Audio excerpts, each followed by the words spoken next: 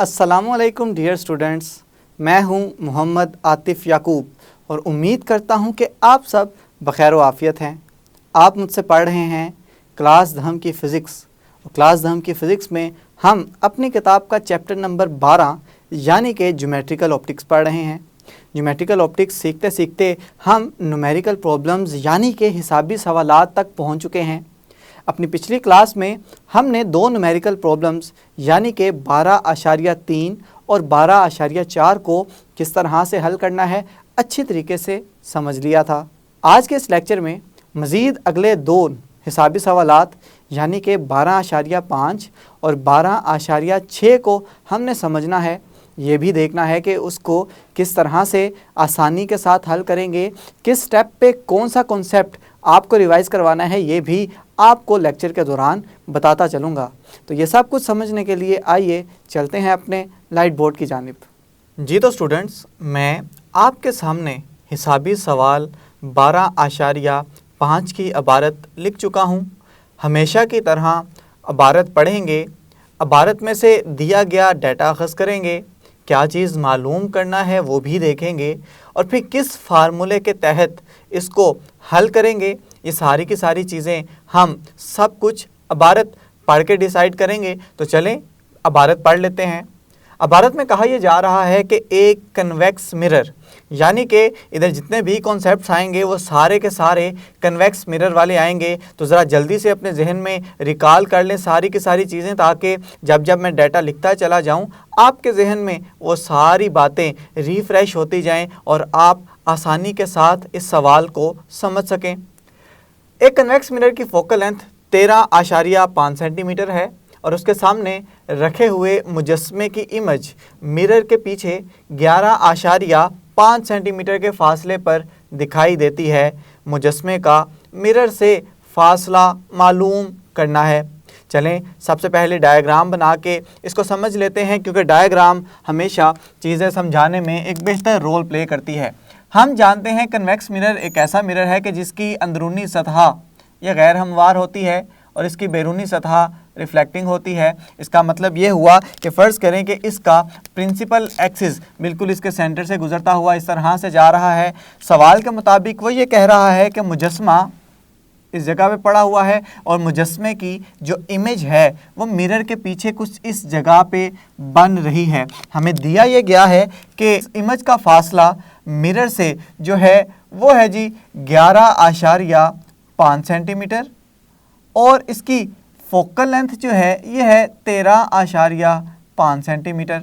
अब हमने मालूम करना है कि ये वाला फासला कितना है, यानी कि मुजस्मा मिरर से कितना दूर पड़ा हुआ है। तो चलें हम सारे कॉन्सेप्ट्स कन्वेक्स मिरर के अप्लाई करके डाटा लिखते हैं। डाटा में ये कहा गया है कि कन्वेक्स मिरर है तो फोकल लेंथ उसकी दी गई है। तो हम जानते हैं कि कन्वेक्स मिरर की फोकल लेंथ हमने पढ़ा हुआ है वो नेगेटिव होती है। तो अब मैं लिखूँगा -13.5 सेंटीमीटर।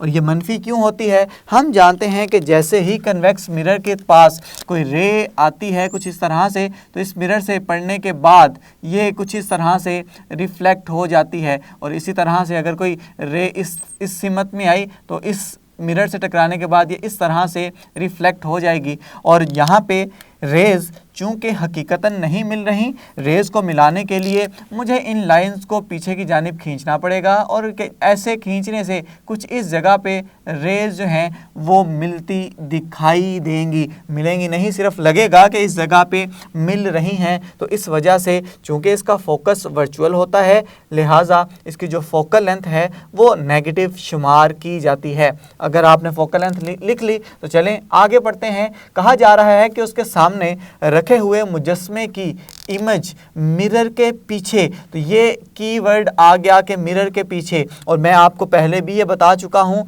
कि मिरर के पीछे का मतलब ये है कि बनने वाली इमेज वर्चुअल इमेज है। जो इमेज आएगी वर्चुअल आएगी और वर्चुअल इमेज के साथ हमेशा मनफी का निशान आता है। तो चलें हमने इसके साथ भी माइनस का साइन लगा दिया। हमें मालूम क्या करना है कि मुजस्मे का मिरर से फासला क्या है। तो इसे हम लिखेंगे मतलूब की हेडिंग के अंदर और हमें मालूम करना है कि मुजस्मा यानी कि जिस्म मिरर से कितनी दूर पड़ा हुआ है। चलें जी हल की जानिब बढ़ते हैं। हल हम फार्मूला लगाएंगे, मिरर फार्मूला, जो कि हम अभी तक लगाते आ रहे हैं। 1/f बराबर है 1/p जमा 1/q। अब यहाँ पे एक बात दोबारा से काबिल गौर है कि अगर हम सिर्फ स्टेटमेंट पढ़ के, इबारत पढ़ के डाटा लिख लेते तो हमारा सारा ही सवाल गलत हो जाता, क्योंकि इबारत में तो पॉजिटिव वैल्यूज़ दी गई हैं। तो इस वजह से मैं कहता हूँ कि आपने पहले जो पढ़ना है कि आपने इबारत पढ़ते हुए सबसे पहले ये बात जहन में लानी है कि दिया गया मिरर कनकेव मिरर है या कन्वेक्स मिरर है। अगर कनकेव मिरर होगा तो सारी प्रॉपर्टीज़ उसकी सोचें, और अगर कन्वेक्स मिरर होगा तो सारी की सारी प्रॉपर्टीज़ उस ही की सोचें। तो अब आपने बड़े ध्यान के साथ ये डाटा लिख लिया, चलें फार्मूला भी लिख लिया, वैल्यूज़ दर्ज करते हैं। वैल्यूज़ दर्ज करने से पहले क्यों ना फार्मूला पी के लिहाज से हम सेट कर लें। पी के लिहाज से फार्मूला सेट करेंगे तो बन जाएगा 1/p बराबर है 1/f। यहाँ वैसे का वैसे ही रहेगा, और 1/q यहाँ पे जमा हो रहा था, यहाँ पे आके तफरीक हो जाएगा। अब वैल्यूज़ दर्ज करेंगे। 1/p तो हमें मालूम करना है। 1/f, f की जगह बेटा आ जाएगा -13.5 माइनस, और q कितनी है जी 1/-11.5। मैं इसको जब ब्रैकेट खोलूँगा तो मुझे मिलेगा -1/13.5 माइनस माइनस जमा हो जाएगा 1/11.5। अपनी मज़ीद आसानी के लिए मैं इसको कुछ इस तरह से लिख लेता हूँ कि जमा वाली रकम मैंने अलहदा कर ली और मनफी वाली रकम मैंने अलहदा कर ली। अब आपने सिंपली इसका एलसीएम लेना है, तो चलें एलसीएम ले लेते हैं। एलसीएम लेने का आसान तरीका ये है कि दोनों जो बटे के नीचे रकमें लिखी गई हैं उनको ज़रब दे दी जाए कुछ इस तरह से। अब 11.5 इस 11.5 से कैंसिल हो जाएगा, अफेक्ट आ जाएगा ऊपर 13.5 का, माइनस का साइन वैसे का वैसे ही यहाँ पे 13.5 कैंसिल होगा और असर आएगा 11.5 का। अब हम इनको माइनस करेंगे तो 13.5 में से जब 11.5 निकलेंगे तो बचेगा 2, और जब इन दोनों को आप कैलकुलेटर पे ज़रब देंगे तो आपके पास आंसर आएगा 155.25 का। अब ये वैल्यू निकली है 1/p की, मुझे चाहिए p की वैल्यू, तो इसके लिए मैं रकमों को उलट दूंगा तो p बराबर हो जाएगा 155.25/2। तो जब कैलकुलेटर पे इसे मज़ीद सोल्व किया जाएगा तो जो p की वैल्यू है वो निकलेगी 77.62 और यूनिट्स आ जाएंगे सेंटीमीटर के अंदर। तो उम्मीद करता हूँ कि आपको ये सवाल अपने सारे कॉन्सेप्ट्स को जब आपने अप्लाई किया तो बड़ी आसानी के साथ समझ आ गया है। अगर ये सवाल समझ आ गया है तो चलें नतीजे की हेडिंग दे लेते हैं और ये देखते हैं कि नतीजे में हम क्या चीज़ लिखेंगे। हम ये कहेंगे कि अगर मिरर कन्वेक्स हो, उसकी फोकल लेंथ 13.5 सेंटीमीटर हो, उसका जो इमेज बन रहा है जिस्म का वो 11.5 सेंटीमीटर के फासले पे बन रहा हो, तो इसका मतलब ये होगा कि जो जिस्म है, मुजस्मा है, वो 77.62 सेंटीमीटर के फासले पे पड़ा हुआ है। तो उम्मीद करता हूँ कि ये चीज़ आपको समझ में आ गई है। अगर ये चीज़ समझ में आ गई है तो चलें बढ़ते हैं अगले न्यूमेरिकल की तरफ। जी तो स्टूडेंट्स, हिसाबी सवाल 12.6 की इबारत भी आपके सामने लिखी जा चुकी है। हमेशा की तरह इबारत पढ़ी जाएगी, क्या चीज़ें दी गई हैं वो अख़ज़ की जाएंगी, क्या मालूम करना है ये देखा जाएगा, और हल किस तरह से करेंगे ये देखा जाएगा। चलें सबसे पहले इबारत पढ़ते हैं। इबारत में ये कहा गया है कि एक कनकेव मिरर है, यानी कि यहाँ पे जितने भी कॉन्सेप्ट्स अप्लाई होंगे फोकल लेंथ के बारे में, इमेज की फॉर्मेशन के बारे में, इमेज किस जगह पे पड़ा है, ये सारी की सारी चीज़ें डिसाइड होंगी कनकेव मिरर के लिहाज से। तो आपने जितने भी कॉन्सेप्ट हैं कनकेव मिरर के उसको ज़रा अपने दिमाग में रिफ़्रेश कर लें ताकि चीज़ें आपके लिए आसान होती चली जाएं। जिसकी फोकल लेंथ 8.7 सेंटीमीटर है, इससे एक इमेज हासिल होती है जिस्म की ऊंचाई 13.2 सेंटीमीटर है और ये मिरर से 19.3 सेंटीमीटर के फासले पर मौजूद है। अब यहाँ पे हमें दो चीज़ें मालूम करनी हैं। इसमें ए पार्ट तो बिल्कुल उसी तरह होगा, लेकिन बी पार्ट जो अभी मैं पढ़ूंगा आपके सामने वो इसके लिहाज से थोड़ा सा टेक्निकल होगा, थोड़ा सा डिफरेंट होगा। तो इस सवाल में आपने बड़ी एहतियात से और बड़ी तवज्जो से काम लेना है, और ये जो लेक्चर है ये आपने बहुत ही तनदही के साथ सुनना है, तो आपके गलती के चांसेस इंतहाई कम हो जाएंगे। कहा यह जा रहा है कि इमेज की पोजीशन और ऊंचाई मालूम करनी है, ये एक चीज़ मालूम करनी है। और बी पार्ट में ये कह रहा है कि अगर जिस्म मिरर से 2 गुना फासले पर मौजूद हो तो अब इमेज की ऊंचाई क्या होगी। यानी कि जो ए पार्ट है वो उसमें हम डाटा जो इस्तेमाल करेंगे वो दिया गया डाटा इस्तेमाल करेंगे, लेकिन दिए गए डाटा को जब उसकी मिरर का फासला जब 2 गुना करेंगे तो चीज़ें चेंज हो जाएंगी। चीज़ों के चेंज होने से वो सोल्यूशन थोड़ा सा चेंज हो जाएगा। तो उसके लिए मैं इस सवाल को 2 मुख्तलिफ पार्ट्स में डिवाइड कर देता हूँ। यहाँ पे मैं हेडिंग दे देता हूँ कि ये अभी मैं पार्ट ए सोल्व करने जा रहा हूँ।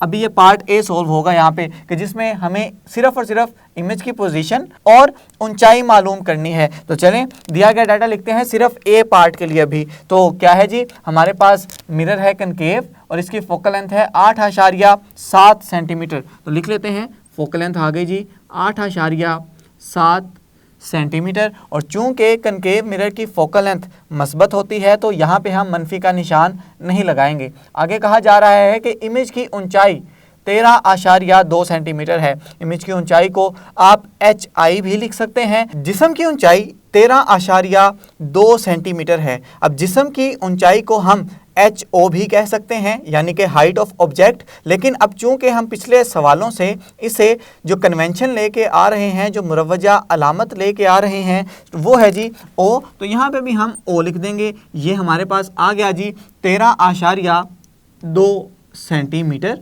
चलें जी, ये भी लिख लिया। अब ये कहा जा रहा है कि जो जिस्म है ये मिरर से 19.3 सेंटीमीटर के फासले पे है। अब जिस्म चूंकि हम P के ज़रिए इसका फासला डिनोट करते हैं तो ये कितना है जी 19.3 सेंटीमीटर। तो चलें ये भी हमने लिख लिया। अब हमें ए पार्ट में 2 चीज़ें मालूम करनी है। वो 2 चीज़ें हैं कि इमेज की पोजीशन आपने मालूम करनी है और उस इमेज की कितनी ऊंचाई है ये भी आपने मालूम करनी है। तो चलें हम दोनों चीज़ें लिख लेते हैं। इमेज की पोजीशन का मतलब ये है कि इमेज मिरर से कितने फासले पे है, और इसको हम लिखते हैं Q के ज़रिए, ये भी लिख लेते हैं। और साथ ही साथ इमेज की ऊंचाई, तो इमेज की ऊंचाई को हम चूंकि I लिखते आ रहे हैं तो ये भी मालूम करनी है। इस I की जगह आप HI भी लिख सकते हैं, ये भी ठीक होगा। लेकिन अब चूंकि हम पिछले कुछ लेक्चर से जो कन्वेंशन लेके चलते आ रहे हैं वही कन्वेंशन हम यहाँ पे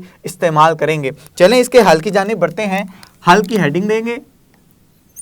अब सबसे पहले हमें जो चीज़ मालूम करनी है वो है Q, यानी कि इमेज की पोजीशन। तो उसके लिए हम एक फार्मूला इस्तेमाल कर रहे हैं शुरू से, मिरर फार्मूला। तो यहाँ पे भी हम मिरर फार्मूला लगा देंगे। चूँकि मुझे Q मालूम करना है तो Q के लिए फार्मूला एडजस्ट करूँगा तो वो बन जाएगा 1/Q बराबर है 1/F 1/P। यहाँ से जब वहाँ पे जाएगा तो मनफी हो जाएगा। अब इसको वैल्यूज़ दर्ज करेंगे, 1/Q बराबर आ जाएगा 1/F, यानी कि 1/8.7 मनफी 1/P की वैल्यू है जी 19.3। अब इसका आप एलसीएम भी ले सकते हैं, आप इसे कैलकुलेटर पे डायरेक्ट तकसीम भी कर सकते हैं। तो चलें जोन सा मर्जी तरीका आप इस्तेमाल कर लें, मैं डायरेक्ट तकसीम वाला तरीका यहाँ पे इस्तेमाल करने जा रहा हूँ। जब आप करेंगे 1/8.7 कैलकुलेटर पे तो उससे जो आंसर आपको हासिल होगा वो होगा जी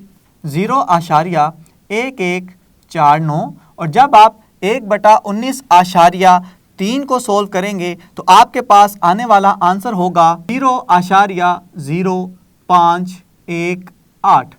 अब दोनों को आप तफरीक करेंगे तो आपके पास जो वैल्यू आएगी वो आएगी 0.0631।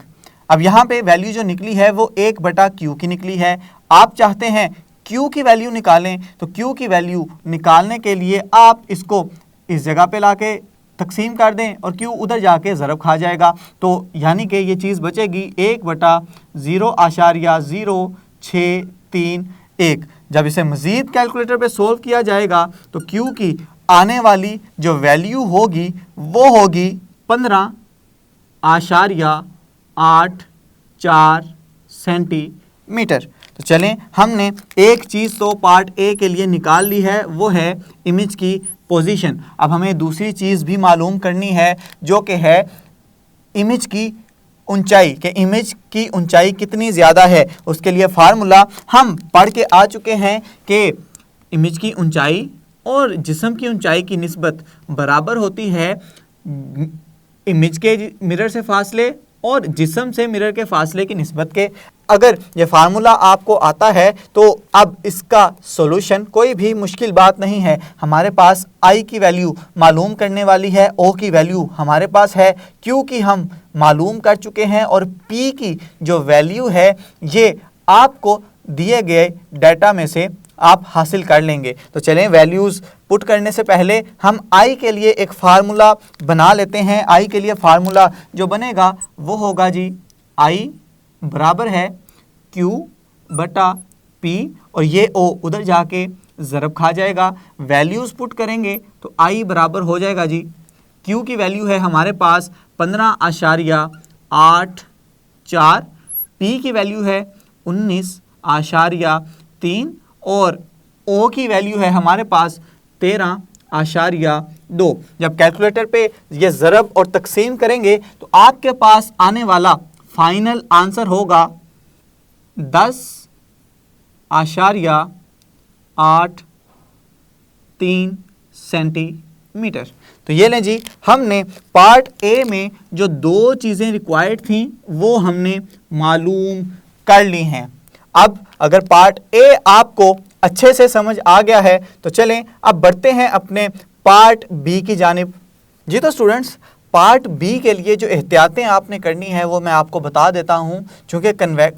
चूँकि मिरर तो कनकेव ही है और उसकी फोकल लेंथ भी वही होगी जो पहले रखी है हमने 8.7 सेंटीमीटर और जिस्म की ऊंचाई भी उतनी ही होगी जो कि है 13.2 सेंटीमीटर। हमसे कहा यह जा रहा है कि अगर जिस्म मिरर से 2 गुना फासले पर रख दिया जाए, यानी कि पहले हमने जिस्म रखा हुआ है 19.3 सेंटीमीटर पे, अब इसे 2 गुना फासले पे रखना है तो आने वाला जो जिस्म का फासला होगा वो तब्दील हो जाएगा। वो क्या होगा कि पहले हमारे पास है 19.3, अब हमने इसको 2 गुना कर दिया है तो अब ये बच जाएगा जी 38.6 सेंटीमीटर। यानी कि अब की बार जो P की वैल्यू हम इस्तेमाल करेंगे वो होगी 38.6 सेंटीमीटर। तो इसमें ये एहतियात की ज़रूरत है। और एक और एहतियात है, वो क्या है चलें मैं अभी आपको बता देता हूँ। अभी हम मतलूब लिख लेते हैं कि इसमें हमें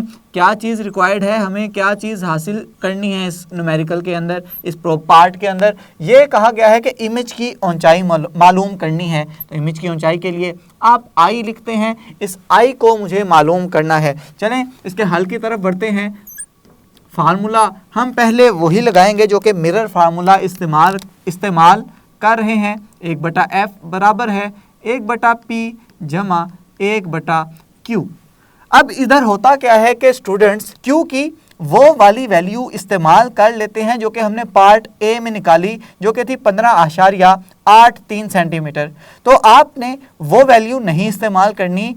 अब डेफिनेटली जब हम जिस्म का फासला तब्दील कर रहे हैं तो उससे इमेज का फासला भी तब्दील हो जाएगा। तो आप पहले Q निकालेंगे क्योंकि इमेज का फासला जिस्म के फासले के तब्दील होने से तब्दील हो जाता है और फिर आप इमेज की ऊंचाई निकालेंगे। तो ये एक दूसरा क्रिटिकल और क्रूशल पॉइंट था जहां पे बच्चे गलती कर जाते हैं। तो आपने पहले Q निकालना है। Q के लिए वैल्यूज़ पुट करेंगे। ये फार्मूला एडजस्ट हो गया जी हमारे लिए Q के लिए। और चलें वैल्यूज़ पुट कर देते हैं। F की वैल्यू क्या है जी हमारे पास 1/8.7 और P की वैल्यू अब नई जो आ गई वो है 38.6। अब मैं इसको दोबारा से कैलकुलेटर की मदद से हल करूंगा तो मेरे पास इधर जो आने वाला आंसर होगा वो होगा 0.1149 और मनफी का साइन वैसे का वैसे ही। जब आप 1/38.6 करेंगे तो आपके पास आने वाला आंसर होगा 0.0259। मज़ीद इसे कैलकुलेटर की मदद से तफरीक करेंगे तो हमारे पास इन दोनों को तफरीक करके जो आंसर आएगा वो होगा 0.089। अब मुझे चाहिए Q की वैल्यू, तो Q की वैल्यू के लिए क्रॉस मल्टीप्लाई करूंगा, ये 0.089 इधर आके तकसीम हो जाएगा। तो अब की बार जो Q की वैल्यू निकलेगी वो निकलेगी जी 11.23 और यूनिट्स आ जाएंगे सेंटीमीटर। यानी कि अब की बार आप इमेज फार्मूले में इमेज की ऊंचाई के लिए आप जो Q की वैल्यू इस्तेमाल करेंगे वो 11.23 सेंटीमीटर होगी। चलें, अब चूंकि इमेज की ऊंचाई मालूम करनी है तो अपनी असल चीज़ की जानिब बढ़ते हैं। फार्मूला है हमारे पास I/O बराबर है Q/P के। तो चलें वैल्यूज़ पुट करेंगे। पहले फार्मूला सेट कर लेते हैं I के लिए। I का फार्मूला बन जाएगा Q/P ज़रब O। वैल्यूज़ पुट करते चले जाएं और आप आंसर की तरफ बढ़ते चले जाएंगे। Q की वैल्यू 11.23, P की वैल्यू 38.6 और O यानी कि जिस्म की ऊंचाई 13.2 सेंटीमीटर। अब आपने क्या करना है, आपने कैलकुलेटर उठाना है और कैलकुलेटर की मदद से ये ज़रब और तकसीम का अमल परफॉर्म करना है। तो आपका जो फाइनल आंसर होगा वो होगा 3.84 और यूनिट्स आ जाएंगे सेंटीमीटर के। तो ये लें जी, हमने आई निकाल लिया इसके लिए जब जिस्म को मिरर से 2 गुना फासले पे रखा जाएगा। चलें अब बारी है कि हम सारे नताइज को एक जगह पे इकट्ठा करके लिख दें। हमने पार्ट ए के लिए जो नताइज निकाले हैं वो हैं जी कि पार्ट ए में हमने देखा कि जो इमेज है वो पड़ा हुआ है 15.84 सेंटीमीटर के फासले पे। जो हमारे पास इमेज की ऊंचाई आई है वो आई है 10.83 सेंटीमीटर। और पार्ट बी में जो हमने चीज़ सोल्व की है वो की है जी कि इमेज की ऊंचाई अब की बार 10.8 से कम होके बची है 3.84 सेंटीमीटर। तो ये लें जी, हमने जितनी भी कम्प्लेक्सिटीज़ थी इस न्यूमेरिकल के अंदर वो सारी बड़े आसानी के साथ स्टेप बाय स्टेप उसको सोल्व किया, जिससे चीज़ें आसान होती चली गईं। आपने ये सारे के सारे पॉइंट्स अपने जहन में बिठा लेने हैं और इसके नोट्स भी बना लेने हैं।